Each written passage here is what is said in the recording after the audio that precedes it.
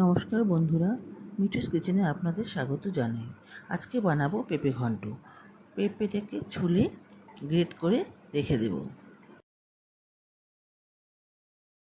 তারপর বাদামগুলোকে রোস্ট করে তুলে রাখব। এবার কড়াইতে তেল দিয়ে তেল গরম হলে আলুগুলো ছেড়ে দিলাম। পরিমাণ মতো নুন, হলুদ দিয়ে আলুগুলো লাল করে ভেজে তুলে রাখব।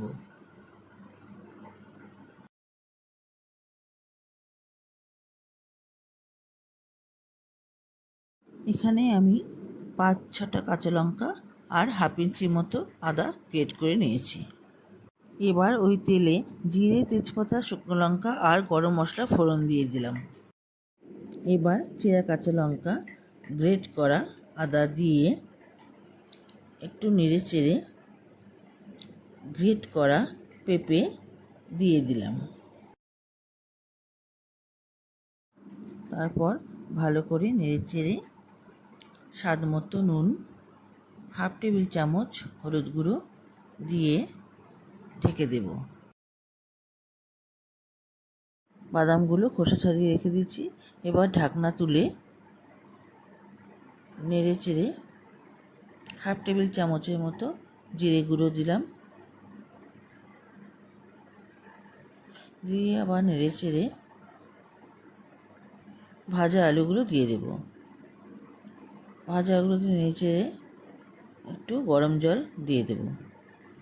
এবার ঢাকা দিয়ে দেব। বাদামগুলোকে আমি মিক্সিতে আধ ভাঙা করে নিয়েছি, বেশি মিহি করিনি। 3 থেকে 4 মিনিট পর ঢাকনা খুলে এবার আলুগুলো সেদ্ধ হয়েছে কিনা দেখে নেব। আলুগুলো সেদ্ধ হয়ে গেলে হাফ চামচের মতো চিনি দিয়ে দেব।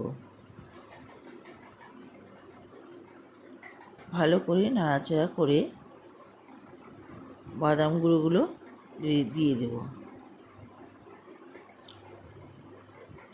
এবার ভালোভাবে মিক্স করব। মিক্স করে 1 চামচের মতো ঘি দিয়ে নাড়াচাড়া করে আমি সবজিটাকে নামিয়ে নেব।